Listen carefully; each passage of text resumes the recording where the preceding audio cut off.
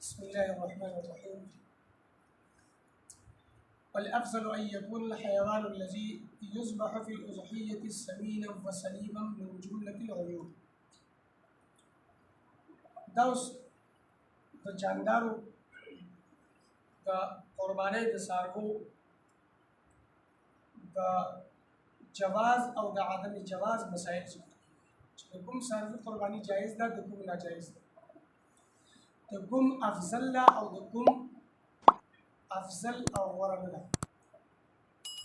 وی افضل او غوره ده ان یکون الحیوان الذي چې وي هغه جاندار یذبح فی الاضحیة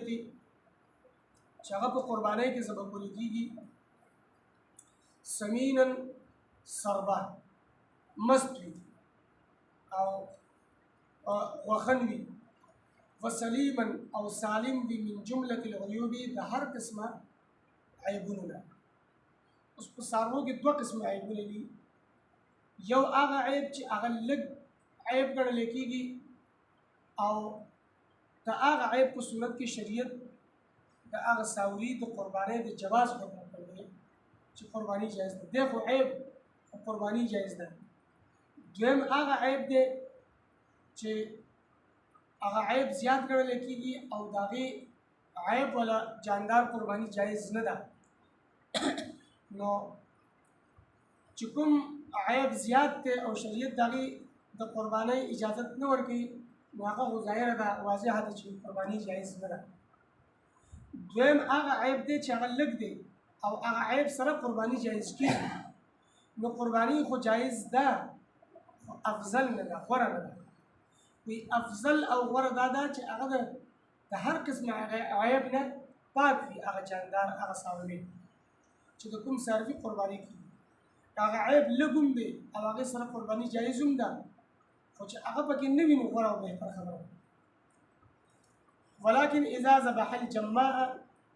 لیکن کله چې دی ذبح کړي جماع څاروی، جماع کوم څاروی دی وهي التي لا قرن لها بالخلقة جازا، هغه څاروی دی چې د دې پیدایشي ښکرې نه وي، یو څاروی دی او ښکرې پیدایشي نشته دی نو دا به عیب نه ګڼلی کېږي او د دې څاروي قرباني چې ده دا جایز ده. وکذا اذا ذبح العظما، دغه رنګې عظما څاروی ذبح کول وهي التي دا هغه څاروی دی ذهب بعض قرنها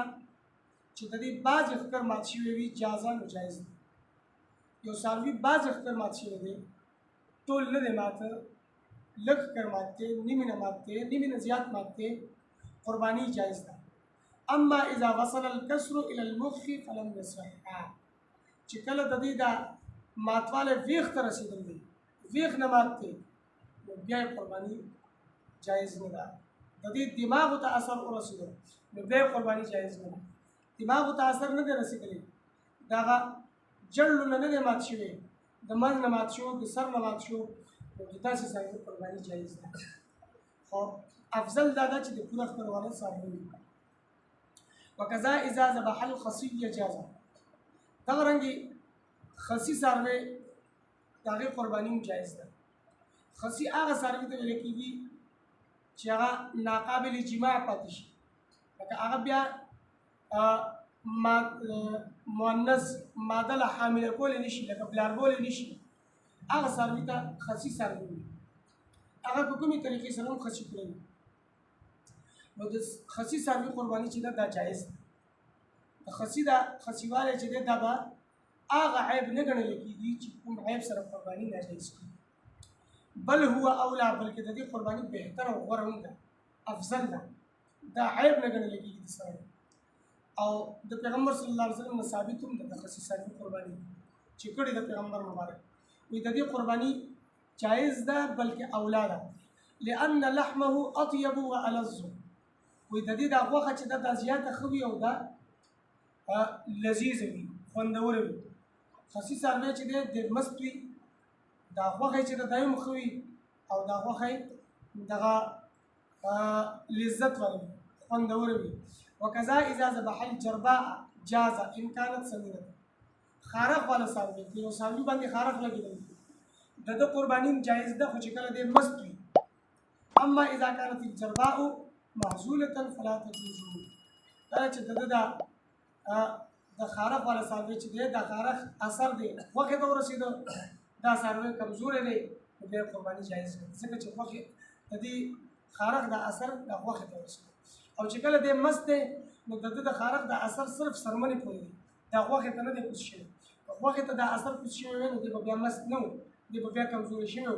نو چې کوم صورت کې دی مست وي نو په دې صورت کې د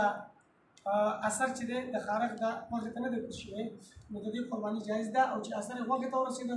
دا څاروی کمزوري نو د دې قرباني بیا جایز ده.